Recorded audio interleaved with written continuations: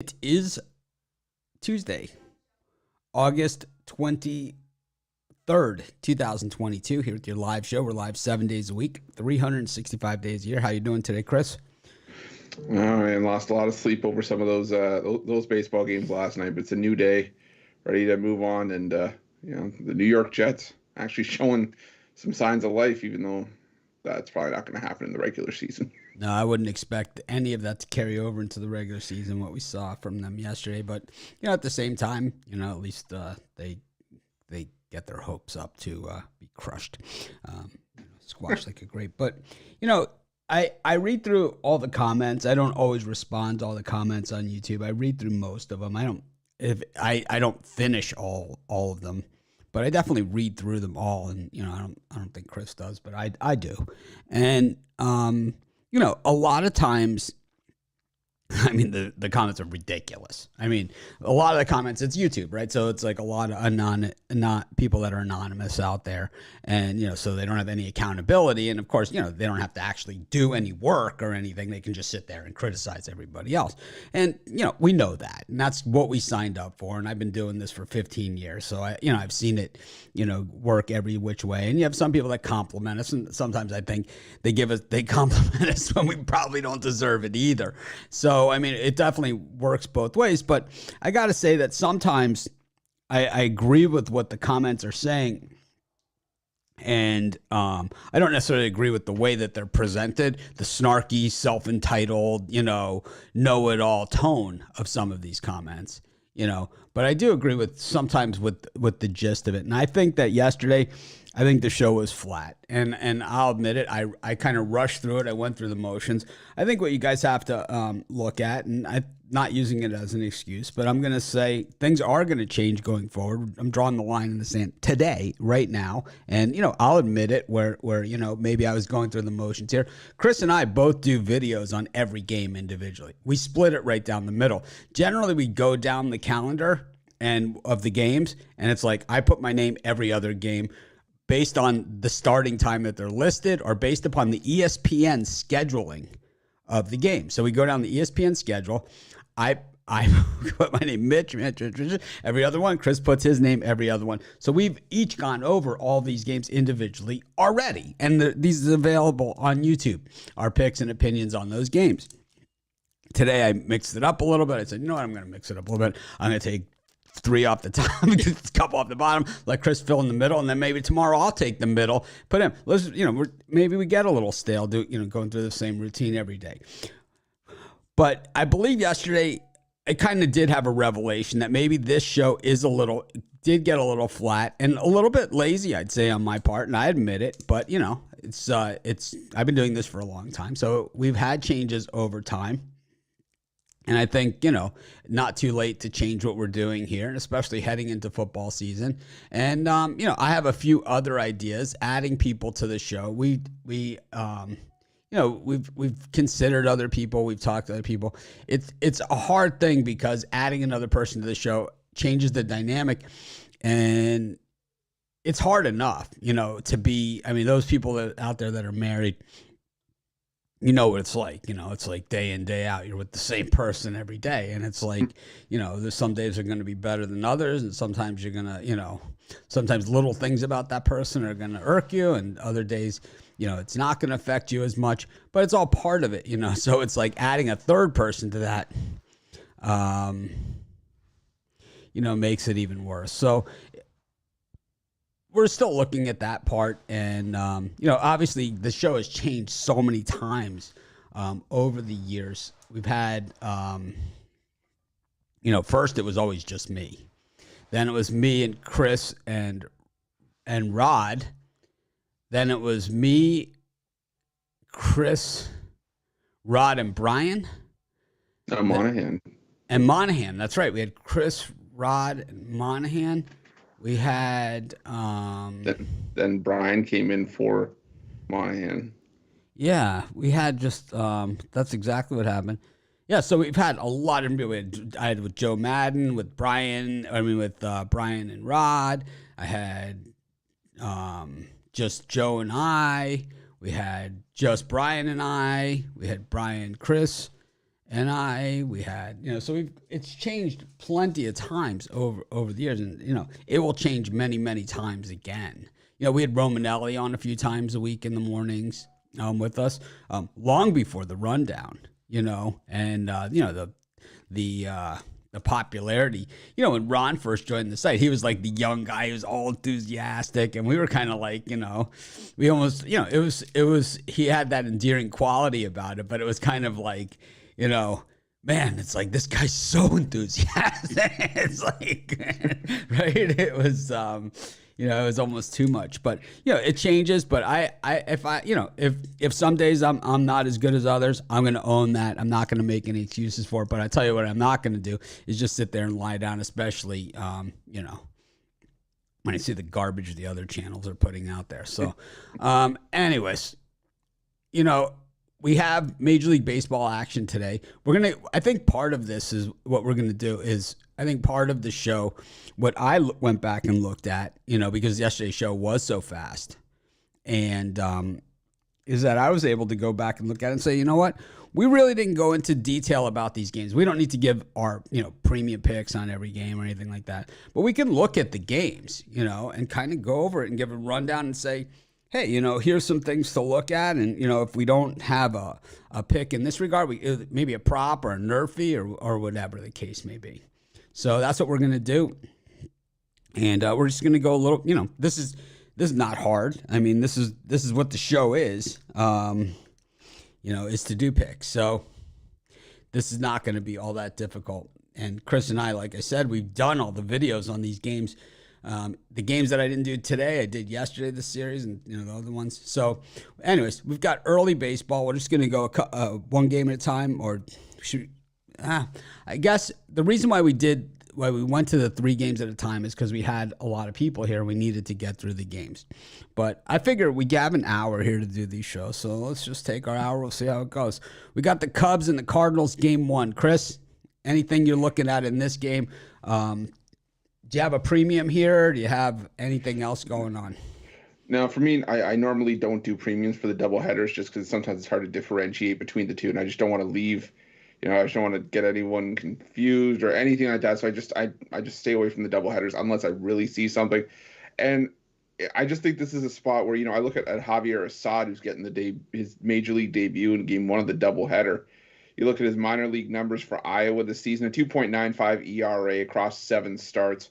So he can pitch fairly well, but the problem is he's coming in to face a Cardinals team that simply can do no wrong right now. And I know Adam Wainwright far better at home this season compared to his mark on the road, but I just think this is one of those spots where the Cardinals, getting not too bad of a price. I mean, you could probably chase him on the run line here. I'm just still having a little bit of PTSD from the Cardinals on the run line yesterday, but I think with Wainwright on the hill, I think the Cardinals get to the rookie Assad. If it was another team that wasn't playing as well as the Cardinals are right now, I'd say maybe you could make a case for plus 1.5 or something. But I think the Cardinals on the run line here, the way to go, the way they're playing right now.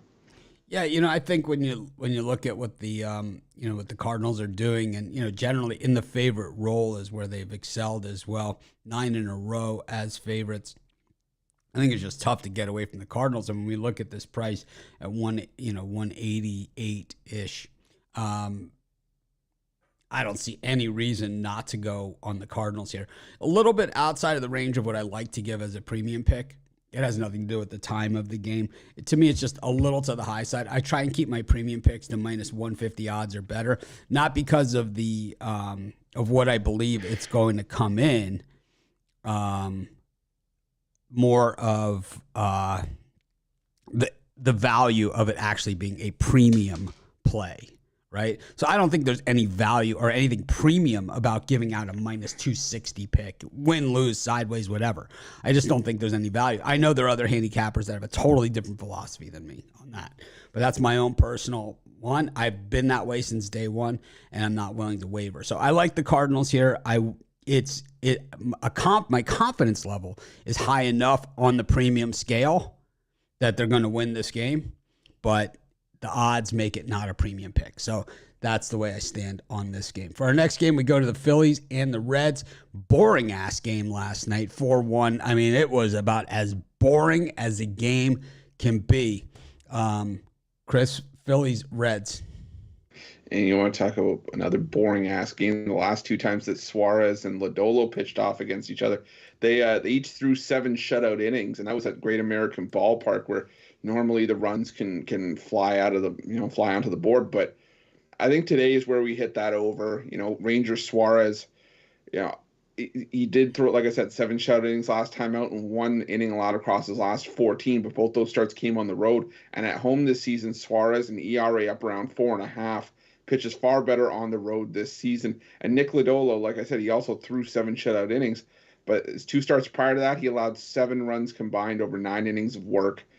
I think it's just one of those games that ends up being higher scoring. Also lean towards the Reds plus 1.5 here, just as I don't see Suarez the minus 230 pitcher at home.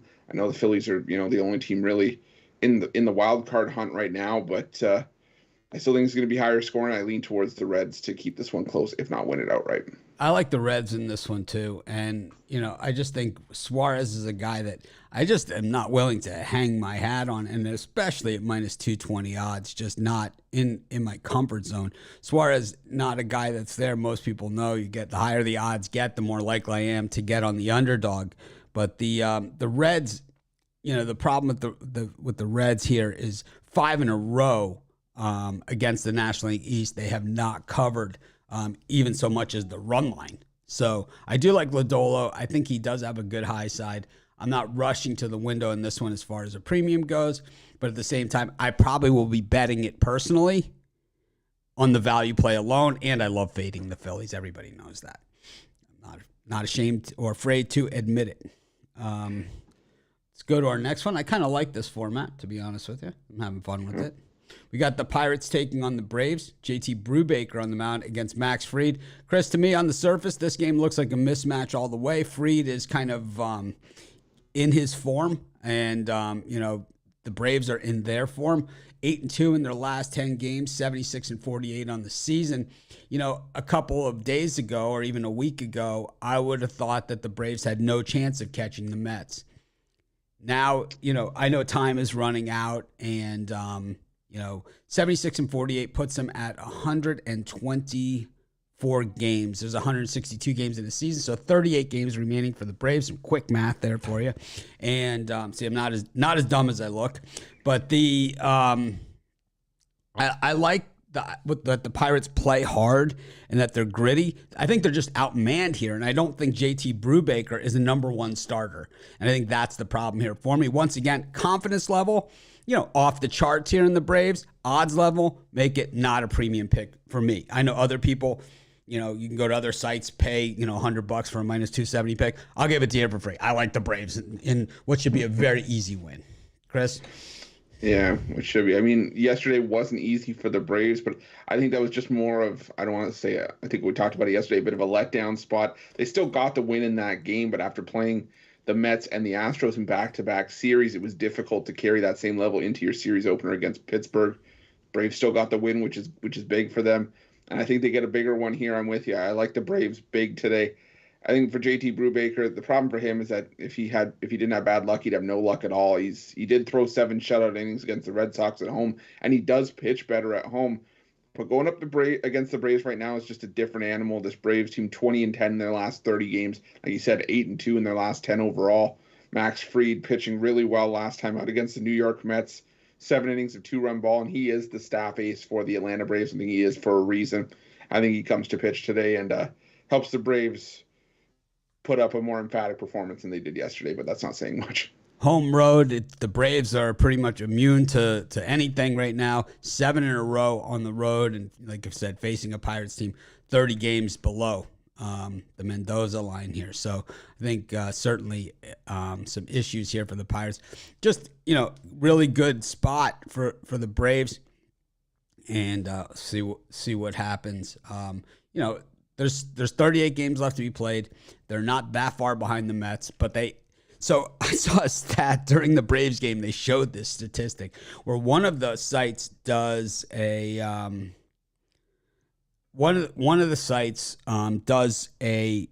analysis of, it's like MLB.com type site, does an analysis on the probability of teams to make the playoffs. right, at this point in the season, which is cool, right? The Braves, even though they haven't clinched anything, even though they're not even in first place in their division, 100% chance to make the postseason. I would give it not like 99.9 or anything like that. 100% chance. The Yankees were at 99.9. The Braves were 100% chance to make the postseason. 100%. I would call that basically calling them a stone cold lock, which is usually the lock of death. But speaking of death, we got the White Sox visiting the Orioles. The White Sox have been just straight death. Everyone knows this is my team. They are above 500 for the season. But you want to talk about blown chances and blown opportunities. Man, the White Sox have bruised me this season. I mean, absolutely bruised me. And Dylan Cease has been the shining light of the team. But the Orioles, I don't know. Are they tailing off right now? Or are they... just some tough matchups for them. I thought Boston was a winnable series for them. Did not get it done. And of course, the White Sox have a one-gamer against Kansas City yesterday. And while, they were on the wrong side of that one, I think the part that, we've talked about on the show many times before, and, I've talked about it for years, is that when you have these one-game series, these are tough spots. It's like, you don't even get to check into your hotel room. I don't know if you've ever been on a plane and they lost your luggage, but that's what this is like. This is like a one-day stopover. You don't even unpack your bags and you're off to the next city. And so basically the White Sox were home. Then they were in Cleveland. They go to Kansas City for a day. And it's a day game, right? So the game gets rained out in Cleveland. They find that out, later on in the afternoon. They have their charters already scheduled, right? So probably 5, 6 o'clock at night. They get into Kansas City. Then they have a day game, and they're basically already packed to go to Baltimore right after that. So just not an ideal spot for them there. And then here they are, with Dylan Cease on the mound. And generally, the starting pitcher in games like this and spots like this, he would fly directly from Cleveland to Baltimore and not be with the team on Monday for that game, is the way they generally do it. Just like if a guy has a day game before a night game, they're not even at the stadium when they pitch in those scenarios. Chris, what do you think of this spot? You think the White Sox can bounce back with Cease in a must-win game, or Austin Voth, who he's exceeded all kinds of expectations? To me, it's like I just find it hard to back the White Sox these days, even as a fan. I am a fan of the White Sox. No, and for good reason. I mean, you look at the last 10 games. August 16th, in the midst of that Houston series, the White Sox were one game back, second place, and then all of a sudden now they've lost 5 of 6 and find themselves 3-4 games back of the Guardians in that division. And yeah, you're right. This is a hard spot. It's a must win, but I think that's why I'm going to go with the under here. I think this is going to be a low-scoring duel. You look at Dylan Cease, even though he gave up 3 runs to Houston in 5 innings last time out, still has a 1.30 ERA across his last 7 starts. But I don't think that the ERAs that the year-long stat numbers on Austin Voth telling the whole story. He is pitching really well right now. The Orioles have actually won his last 5 starts at home, so he's pitching well for the O's at home, putting them in a place where they can finish the job and get the job done. And a 2.94 ERA across his last 7 starts. I think this one's a low scoring battle. I like the under 7.5. Yeah, I'm gonna just I don't know. I really hate this game, and it's like I've gone back and forth, and that's why I kind of filibustered there at the beginning. But the White Sox 6-0 as road favorites. I'm gonna have to just ride that streak, go with the betting tools here, and take the Chicago White Sox, who have won 6 in a row on the road. Yeah, it's a tough spot. It's a tough spot. What do you think of this new format, Chris? I like it. I like it. Get the chance to delve into each game and definitely take a closer look at it. Yeah, kind of a little bit more, no glossing over, and I think it helps. It helps me too. Those of you out there watching or listening to us on the podcast or whatever, if you could throw us a comment, let us know if this is a format you're interested in seeing going forward, or if not. And like I said, nothing is ever set in stone. I just figured today, after yesterday's weak performance on the show, and I'm not talking about our pick performance, I'm talking about just overall. Basically, we spent about 8 minutes going over all of the games total. So I thought it was a little on the light side. Yeah. Anyways. I was gonna say I think you hit the nail on the head where it was just that format fit for what we were doing before, but now that we have the time to just sit and look it over the games, we have an hour to do it. Why not just delve into each one? And seems people are liking it already. So yeah, I mean, and that's the idea, is for people to like it already. Anyways, we've got the Yankees taking on the Mets. We had a scratch here of Jacob deGrom against the Yankees. Boy, you sure would have liked to have seen that, but instead it's Taijuan Walker, who, after the All-Star break, it's like he can give up 10 runs in an inning, or he could come out and, one hit them. And then Frankie Montas, who I will say is an outright disaster for the Yankees as far as that acquisition goes. To me, I look at this game and, I'd love to figure out a way to take the Yankees here at minus 134, though, with Montas on the mound. Hell no.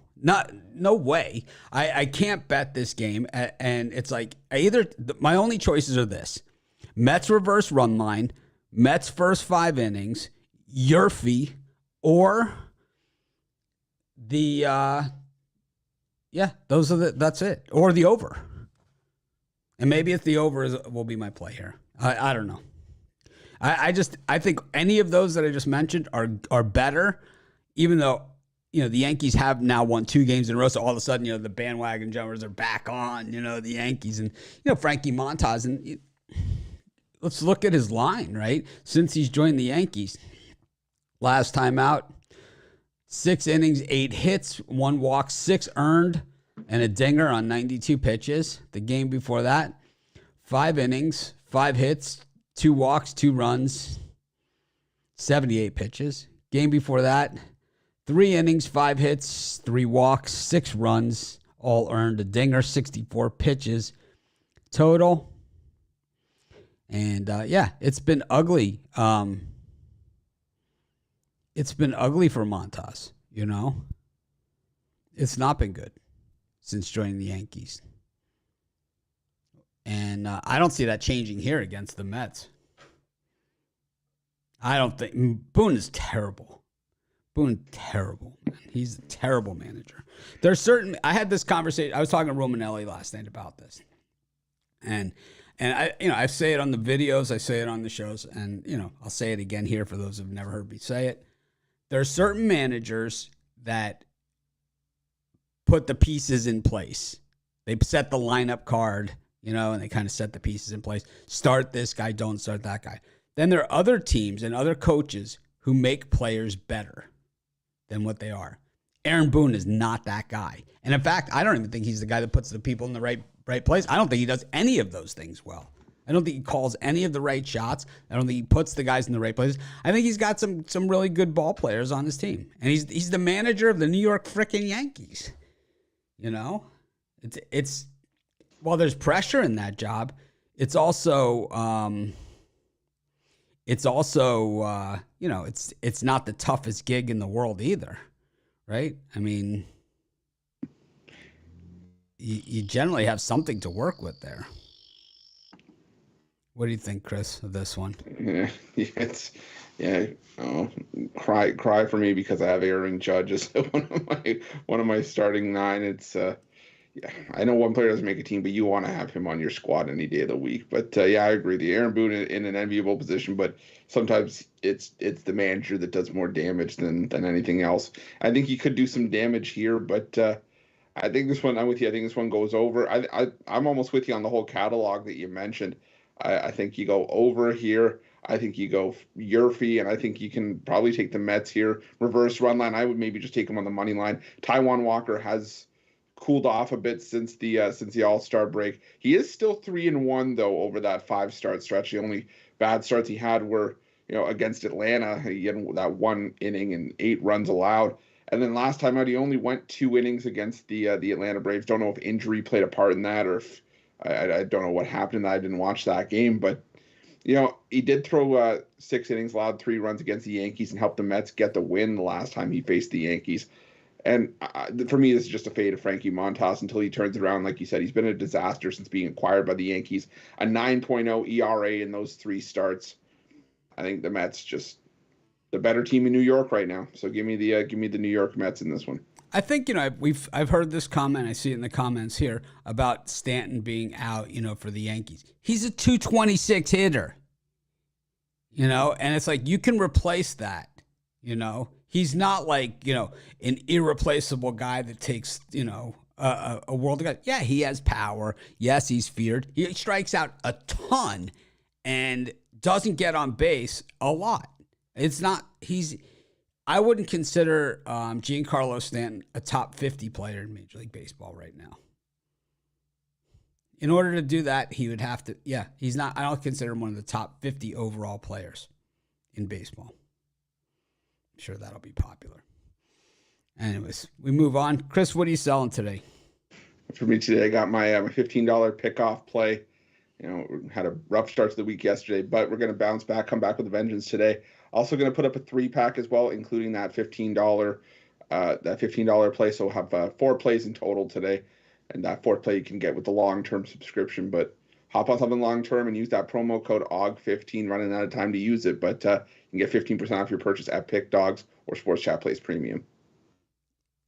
Yeah, I have the same. I have a $15 big play, and then and I couldn't even decide which one that was. I actually switched it about 3 or 4 times before I finally got it posted. I like all my plays. I also have a 3-pack that does not include the $15 big play.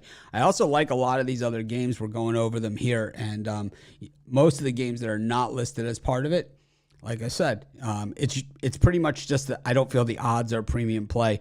A lot of discussion here in the comments. About Cole as well. I feel that Cole is part of the problem in the Yankees with this losing streak that they've had, this losing run. I know they've won their last 2 games, but I believe that he is the problem, and he is part of the reason why the Yankees, might not be as feared as they could have been. The issue isn't, anything personal or me jabbing at him constantly or any of those things. The issue is that when you're paid that kind of money and when you're considered the stopper of the rotation, you need to be the stopper. That means you come in, and when your team is losing, you stop the bleeding. And Cole has not been able to do that this season. He has not. And he didn't do it last season at this same time of the year when his team needs him most. He doesn't stop. He's not a stopper. He might be he might have high-end velocity. He might have good strikeout stuff. He might have all the tools, but he's not a stopper like Verlander, like Bieber is, like Adam Wainwright can be. Like, a guy who comes in and just says, not today, not today. Maybe you guys had a nice run. Maybe we haven't been playing well, whatever, and you guys have gotten, not today. And Cole has not proved to be that guy. Cole was the number 1 overall draft choice the year that he came out to Pittsburgh. So he's always had the money. He's always had money. He's always had money. He was the number 1 overall draft choice. Anyways, speaking of number 1 overall draft choice, we got Drew Hutchison pitching for the Tigers today up against Carlos Rodon. Chris, what do you think of this one? Yeah, for me, this game, as much sometimes pain in the Giants has, or as much as taking the Giants has pained me, and they have had a couple of close calls to close out that series against the Colorado Rockies. I think the Giants in the run line the only way I want to go today. The Detroit Tigers, they played well against the Los Angeles Angels, and they got a couple wins off the Cleveland Guardians as well in their last 6 games. But the Giants need to start picking it up if they're going to make any run at a wild card spot. And Carlos Rodon, is overtaken Logan Webb, I think, in the San Francisco rotation as their best pitcher. Still 11-6, a 2.89 ERA, and in his last 4 starts allowed just 4 runs over some quick math here, 24 1/3 innings of work. So I think Rodon just a better pitcher here. Drew Hutchison's been tossing well for the Tigers, but I don't think he's able to match what Rodon does here. So give me the San Francisco Giants on the run line in this one. Yeah, the comment here is saying that Cole stepped up big last year for the Astros. Not as a number 1 starter, he didn't. He was not a number 1 when he stepped up for the Astros. He was a number 2. So, anyways.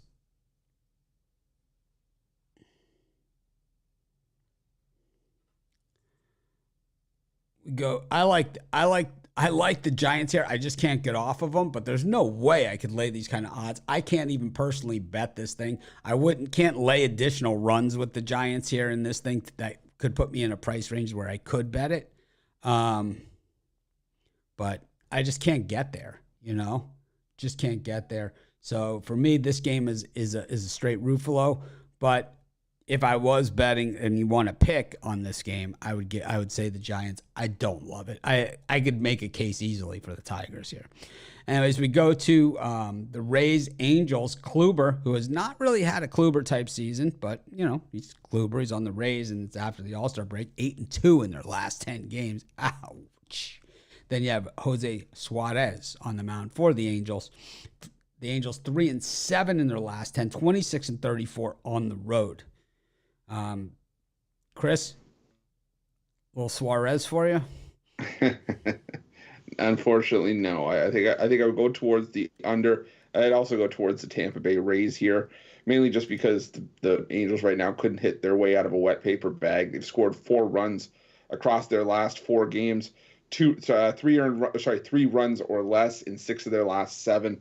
And yes, Corey Kluber not having a Kluber-like season, but I think he's still the better pitcher here. And I think that, like you said, the Rays just playing far better baseball and the only team here with any sort of wild card aspirations. So simply put, the Angels are pretty much an auto fade for me. I think the rest of the way. Give me the Tampa Bay Rays. The thing is that with the Rays being 0-12 on the run line in their last 12, it's like you're looking for a way to take the Angels here, but I really can't find it, to be honest with you. And I think for this one, maybe we look to the total in this thing and see if we can come up with something there. And let's see what we got. I'm just going to go to the betting tools, see what they have to say, if they have any call on this thing. And they say each of the Angels' last 4 games have gone under the total. Sounds good enough for me. I'm going to take the under in this one. I think, on some of these games, you don't have to like every game. You don't have to have whatever. I think Chris and I think, hopefully this show in the direction that we're going to go here will show everyone that, we have an opinion on the game. We'll give you an opinion, but, I'll gladly tell you I'm not betting this thing. And, and I can give you a laundry list of reasons, not on this specific one, but something like the Dodgers, On this one, I think you could find it's I don't know. If you hate Suarez enough, you could lay the run line, that's for sure. But we go to our next game here, and it is the Red Sox and the Blue Jays. And this one, to me, is an interesting series from top to bottom because what we saw last time in Boston when these two teams met, that was a ton of runs. Do we see as many runs this series as we saw that one? I believe 100 runs in 3 or 4 days. And then do the Red Sox get revenge? Does the home crowd get revenge? I don't know. I think that I have to say that I think the Red Sox better chance in this series is going to be high scoring games. As bad news as it was for them last time, I think their best bet is the high scoring games, and I think this might be a series where,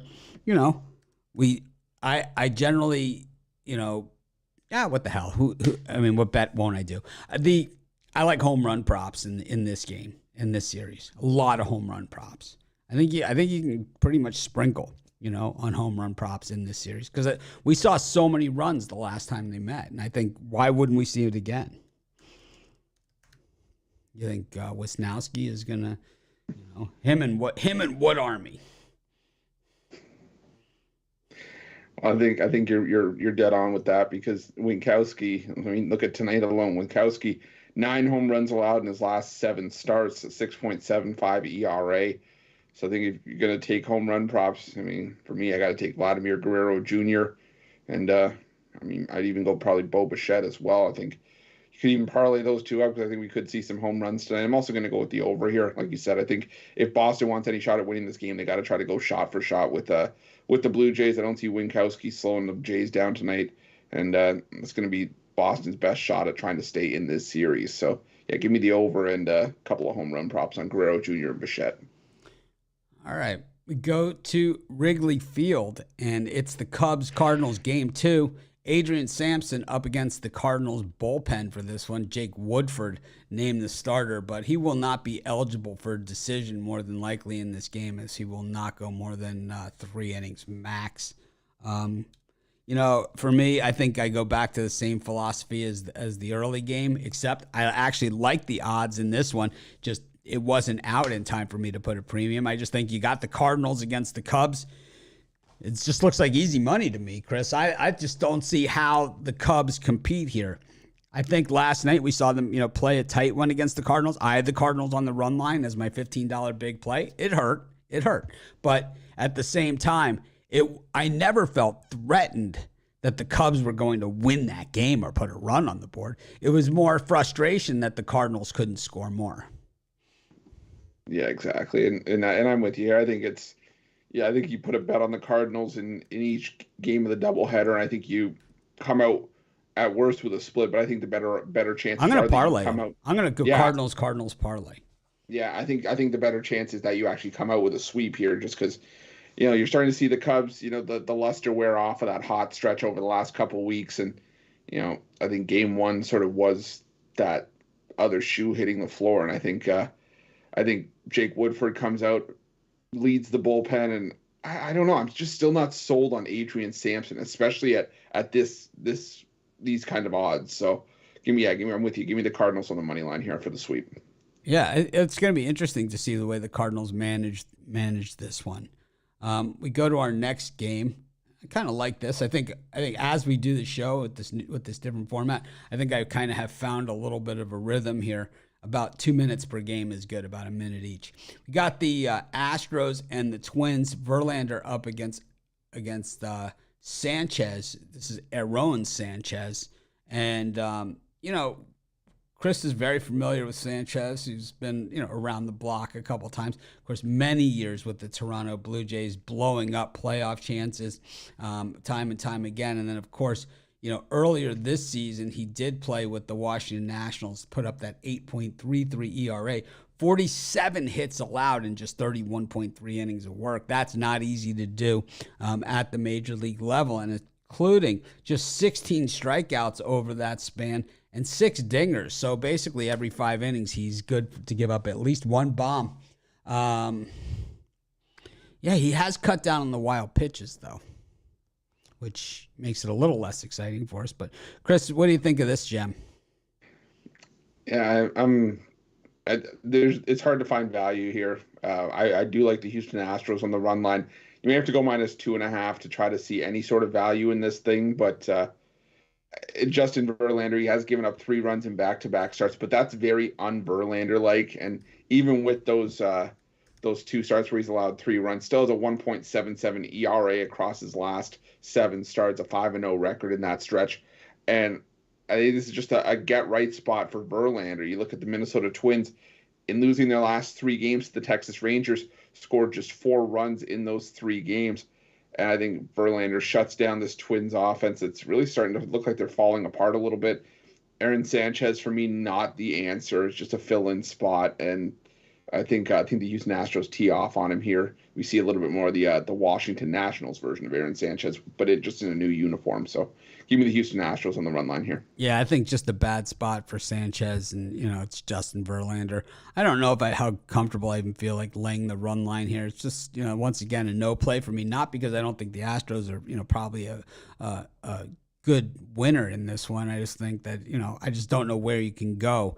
You don't want to be laying too many runs here. Especially the Astros.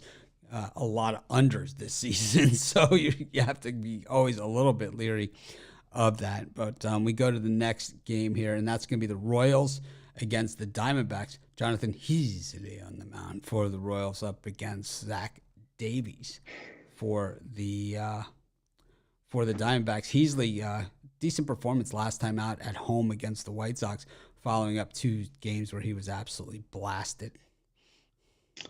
Yeah, and still for Heasley, a 7.85 ERA across his last 7. It's not, it's deceiving. I love I for a split second, I don't know, I didn't know if you were serious, and then I heard the laugh, and I was like, okay, good, because yeah, Heasley's been a dumpster fire. It's just been absolutely terrible for Heasley. There was a reason he kind of got taken in and out of the Royals rotations, just because he hasn't been able to cut it.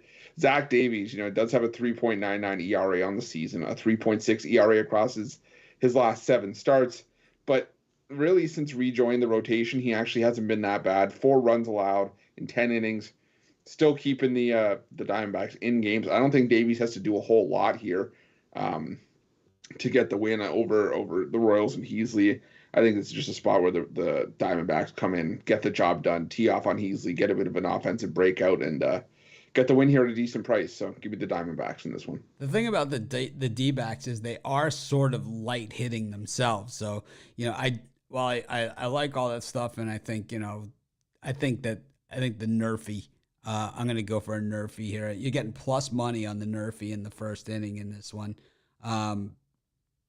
Tough to not take the Nerfy here with the D-backs and the Royals going at it. So I'm going to go Nerfy in the D-backs Royals game. I'm looking through the betting tools, and those of you that haven't had a chance to look, they are updated with college football, NFL football for week 1, ready to go and locked and loaded. So be sure to check out the betting tools. And, of course, the Nerfy stats. I haven't been doing the newsletter. We had some technical difficulties with Sports Chat Plays, and not with the betting tool site, but with the general free site. It's like this is all like the back end stuff that no one sees, like the hosting and things like that. And, all that stuff was being tightened up. So I didn't want to like put a harsh demand up by sending out a newsletter to, 150,000 people. But I will be sending the newsletter out again. And in those newsletters, I kind of walk people through the betting tools every day. So I'm going to start that again probably tomorrow.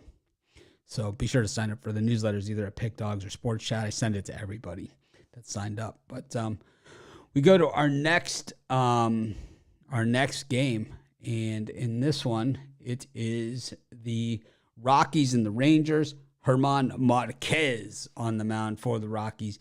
Dane Dunning on the mound for the Rangers. Chris, the total in this thing dropped from 11 to 10.5.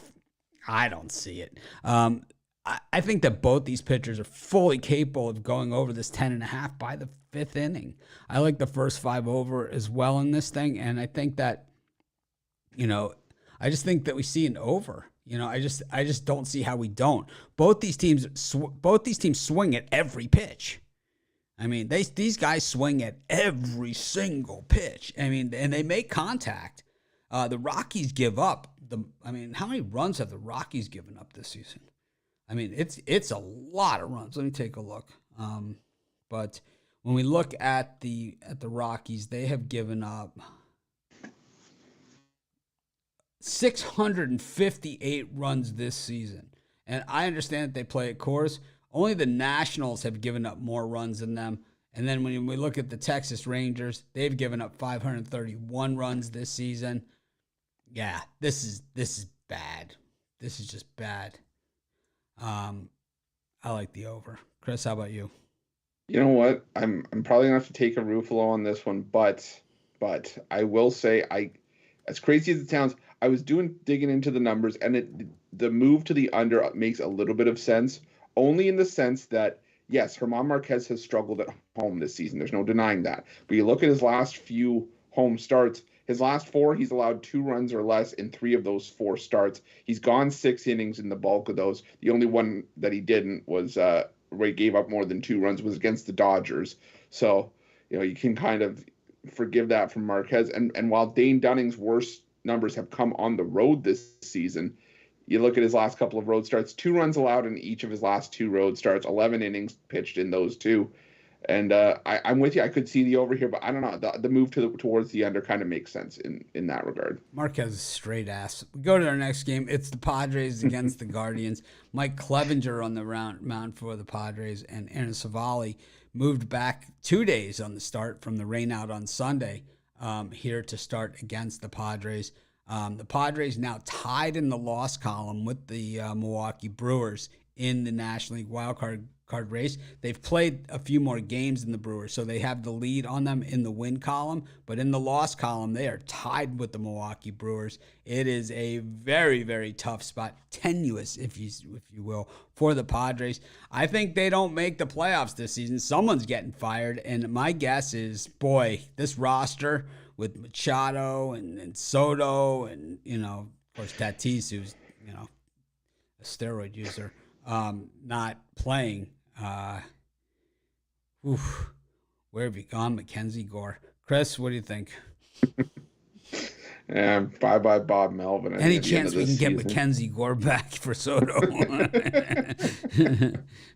Oh boy, yeah, no, I have no words for that. But this is tough, and I don't want to take back-to-back Rufalos. I'm not going to, so I will lean towards the value with the Guardians here. Aaron Savale has been good in his last couple of starts. The only issue for me with that is that those two starts came against the Detroit Tigers. So I want to see how he does against the Padres here. The Padres, not necessarily, the 27 Yankees, but I think the Tigers are still one of the worst teams in the league, and it's going to be a definite step up, at least on paper, for Savale. But Mike Clevinger, while he is one of our favorite pitchers, he only went 4 1/3 against the Miami Marlins last time out, gave up 3 runs on 6 hits. Doesn't sound terrible, but I don't know. I think this is just too much of an ask to lay this kind of price with the Padres. Clevinger has pitched well in his last couple of home starts, so that's kind of where my trepidation comes in. But I will lean towards the Guardians. Clevinger hasn't pitched much at home recently at all, and I think what we've seen from the Guardians has been really, really strong play. And while the Guardians played the White Sox or whatever, and the Padres were playing the Nationals, and they didn't at home, and they didn't really hold up all that well in those games. Yeah, 2-2 against the Washington Nationals, but 2-2 against the Washington Nationals. Now you play against one of the teams that's one of the best teams over the final 2 months of the season over the last 10 years, or maybe 5 years at least, right? Since the year they played in the World Series against the Cubs. Those strong finishes by the Guardians. These guys are finishers, and it's like you don't want to be in there against a finisher when you're folding like a tent like the Padres are. Expect the Padres to be on the outside looking in at the postseason again this year and look for Juan Soto to cry like a little baby. Anyways, go to our next game.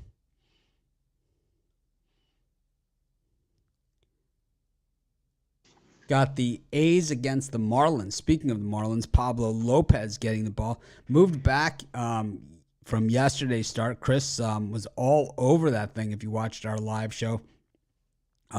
Taking the Marlins and talking about the pitching change and how big that was with Cabrera going for the Marlins and just blanking the A's in Oakland. The A's 19-41. At home this season. What do you think?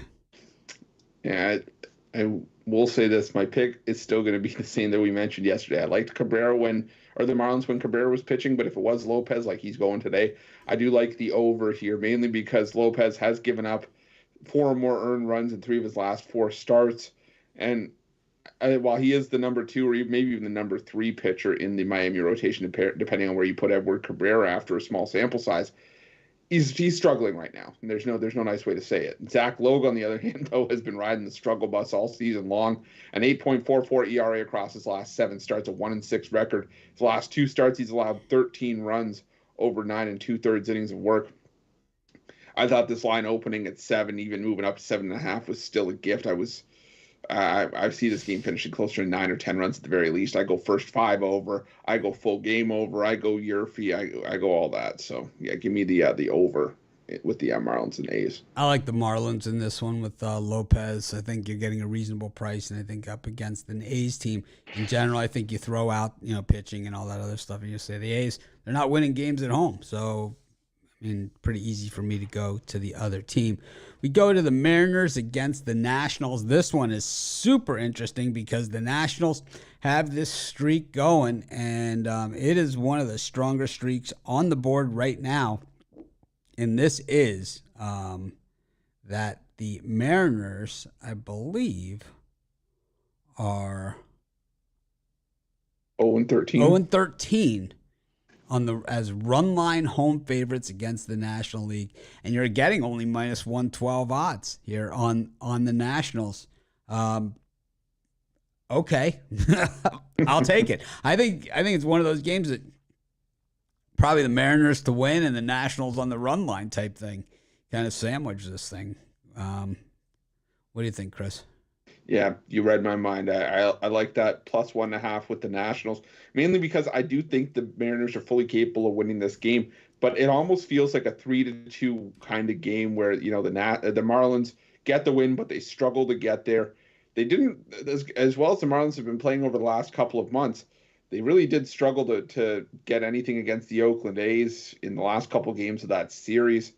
And while Eric Fede, this will be his first start in just about a month, he was still one of the, I would say, more reliable arms the Nationals had if they had such a thing. And I think, maybe this is me giving Eric Fede credit again. It's going to blow up in my face like it normally has with him. But I still think that there is value here, like you said, with the Nationals plus 1.5, given the Mariners' struggles on the run line against the National League. All right. We got one more to go. And this is the big one. The Dodgers taking on the Brewers. How often do you get Corbin Burns as a gigantic underdog? I mean, and it's not like he's not like plus 200 or anything, but it's still, this is Corbin Burns at plus money. He beat the Dodgers last time out. He got the win in Milwaukee in a series that the Dodgers dominated. Last night, it was all Brewers. It was all Brewers last night. And this series, this game is way bigger for the Brewers than it is for the Dodgers. Dodgers, they're in. They've won the division. They're in. The Brewers, they are in the dogfight for that wild card spot. Tied with the Padres in the loss column, a game behind the Phillies in the loss column. So they have two teams that they could possibly catch in the wild card. And, they're not out of it in the National League Central yet either. Plus, you have your guy, your stopper, who has been a stopper. I don't know, Chris. Very tough for me to get away from Corbin Burns at plus money here. I got to take the Brewers. What are you looking at? Yeah, I'm trying to see if I can find the first 5 line for this game because I'm thinking this is going to be a pitcher's duel. Under 3.5 runs in the first 5 at plus money is, for me, I think a gift. I think this is going to be a pitcher's duel the entire way. I'm with you. I wouldn't be surprised if the Brewers eked one out here. I was leaning towards the Dodgers yesterday when we did the video, but I did shoot that before the game started. You were right. The Brewers just had their way with the Dodgers, and it looks just like the Brewers want this series more. The Brewers run like that. They run streaky, and it's like, man, when they're playing like that fundamentally sound baseball, very, very tough. Yeah. And I mean, Tony Gonsolin, he has only allowed 1 run across his last 3 starts in August, and Corbin Burns does pitch far better on the road this season. So I think you go first 5 innings under plus money at under 3.5, I think is a gift. All right. Well, brings us down to our final segment of the show, and that, of course, is the parlay section. Once again, to everybody that's watching, we changed up the format today. I just felt yesterday's show, and actually, many of the shows over the past couple of weeks, we've kind of gone through the motions of just doing the live shows. And then, I think the weekend shows where we go capper by capper, I think that if you don't like that style of videos, you're missing it. And I'm going to say it. I mean, normally I say, yeah, well, everyone has their own sort of preference and everything like that. If you don't like that style, you're missing it. It's gone right over your head, because what you're getting, instead of kind of like, guys going, I don't really care. I mean, even Big Al, who's one of the greatest handicappers of all time, right? He's people will call Ron the GOAT, or they'll call me the GOAT, or Chris the GOAT, or whatever. No. Big Al really is in that discussion. He really is in that discussion of the greatest of all time.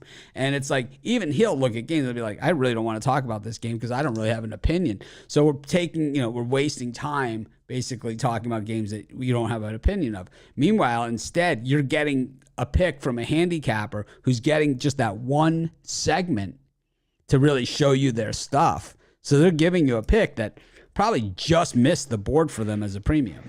Believe me, you're getting way better, and I'm excited about the direction of that show. So I'm just saying, if you don't like the format, you're missing it, and it's like, basically it's free premium picks, Instead of an opinion on games that people don't care about, you're getting free premium picks from every capper.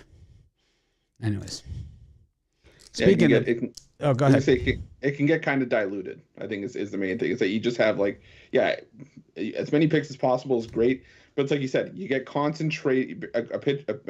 handicapper to concentrate on sort of one game they really like you just said, that just maybe missed their premium list, and you're getting it for free here, and it's definitely, I think, the better way to go on the weekends. And obviously this show is going to take a little bit of a turn when we head into college basketball season, but Chris and I will have a schedule before the show starts as to how we're going to break it down on the show, and we'll be able to go more in depth into a few games. There's no way we can cover. We're not going to sit here for 2 hours every morning and go 3 hours, 4 hours, and do that after we've already done videos on all of the games. I think we might have to even say during the show, hey, if you want some more on this game or this game or this game, go watch my video. Here's one that I didn't cover in my video. Here's a couple that I didn't cover in my video. Right? We're gonna have to do that with, we'll go through it. And college football and NFL and stuff. Most of the times when it's just Chris and I, we'll be able to cover a good portion of those schedules on this show, and NBA as well. So I think this format is good. I think we go into a little bit more depth. I didn't give out any of my premium picks. I don't think Chris did either. So I think we're all good to go, and I think everybody was happy. If you guys don't. We're about to have a college basketball show. We've always covered college basketball for. I used to have originally before there was Sports Chat Place, which was my first website. Before that, the original for me. Before that, my first site was called College Football Place, and then my next site was called College Basketball Place, and then we merged those together, and that became Sports Chat Place, and. The rest is history, but so I would say we cover college basketball. Anyways, I think we're number one in Google for that term too. But anyways, Chris, you got a parlay for everybody here? Yeah, that I do. We're going to go with the under first 5 between the Dodgers and Brewers. Going to go with the Houston Astros on the run line and the under, where did I have it? I had it here.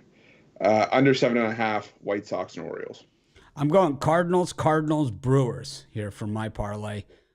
Double Cardinals with the Brewers. And this way, if something happens, we don't catch that Cardinals on the first one, we could always reload into Cardinals, Brewers, a late one. And plus, that's going to be the better paying portion of it anyway.